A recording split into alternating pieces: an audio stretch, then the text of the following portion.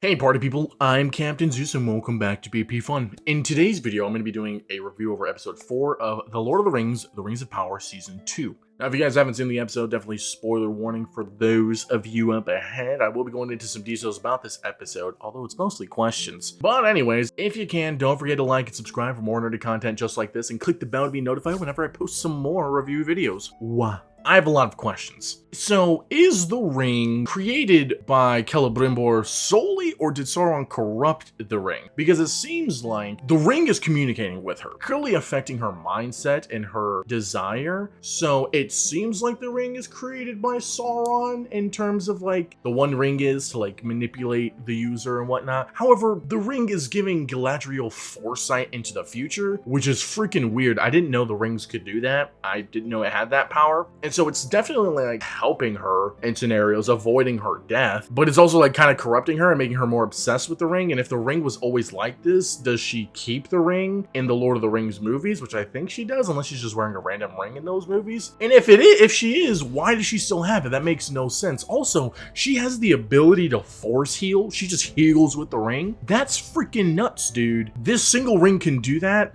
That's kind of crazy. Obviously, these rings have tremendous power. It's their whole premise. But this ring seems a little bit too much. It's doing like literally everything for Galadriel. And Elrond is in like the right. 100%. He is not okay with this ring whatsoever. I wouldn't be either. And honestly, like this show is making me hate Galadriel even more because not only is she just like a terrible character and super annoying and emotionless, but she's like continuously just doing what she wants regardless of the consequences. And she's like constantly rejecting authority. It just pisses me off. Like I hate her. I hate her character. I hate the actress playing her. I hate whoever wrote her story. It's just so bad. Is this how she's supposed to be? Because from the movies, again, I've only seen the movies, guys. So please, in the comments, let me know what's different, what should be and what shouldn't be. Because I know a lot of you guys in the comments, you guys are coming at the show talking about how it's not lore accurate, it doesn't follow the lore, but none of you guys have expanded on that. This is not me coming at you. I am genuinely curious. What is different about the show and the bibliography of Lord of the Rings? Because I've only seen the movies. I'm going to start reading the books because I just got them. Like, I'm interested. I like the way the show was going for the first 3 episodes at least. But I'm interested in this universe. So please tell me what is supposed to be happening and what is different. Because like I said, Galadriel's story makes no sense right now. The Harfoots also don't make any sense. Like, I thought it was just the Harfoots. I thought they were the only ones out there, you know, the predecessors to hobbits, but now they're actually descendants of the Shoots, the whatever, this other tribe of halflings. Kind of weird how there's this other group out there with their whole lore and ideology. I feel like this episode expanded too much on things. I feel like we got so much unnecessary content, so many unnecessary expansions. One thing too, the leader of this new tribe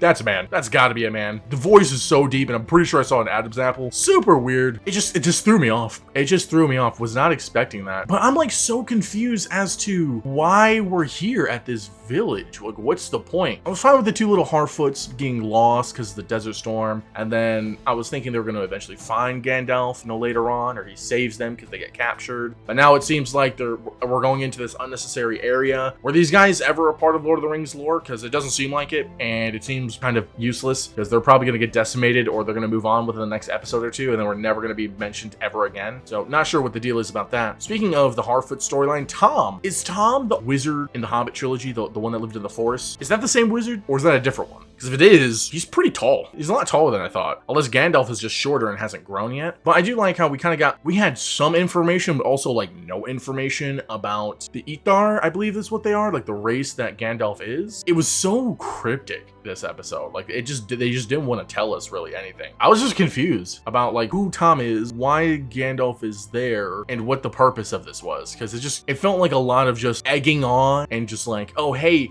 here's a tease, and then just yeeks it away before anything happens. Also wasn't really a fan of the fact that, and we're gonna jump over to a different storyline here, the Isildor story pissing me off. His forced romance with this one character who is already betrothed, by the way. She's literally has a man. Makes no sense. It's really uncomfortable. I hate it. There was like nothing. There was nothing there for them to bloom any type of romance. And again, she has a man. We're just going to endorse cheating here. That's what we're doing. That's great messaging. We do do get to see the trees in this episode, which is kind of cool. And we see the impact that, you know, war has on them. And I like that. That's kind of like, it's exactly what happened in the Two Towers. You know, we see what the impact of this does to the trees. One thing that I did have a question of is Theo got captured by the trees. And Black Elf, also can't remember his name, he comes in and saves the day, right? Freaking goat. This dude is such a, I freaking love his character. He's such a G. He saves Theo and the other dudes that are helping Adar, or Arondir, whatever, and he just kind of lets them go, it seems. You'd think they'd just die, that he'd kill them, or the trees would kill them, but he lets them live, it seems,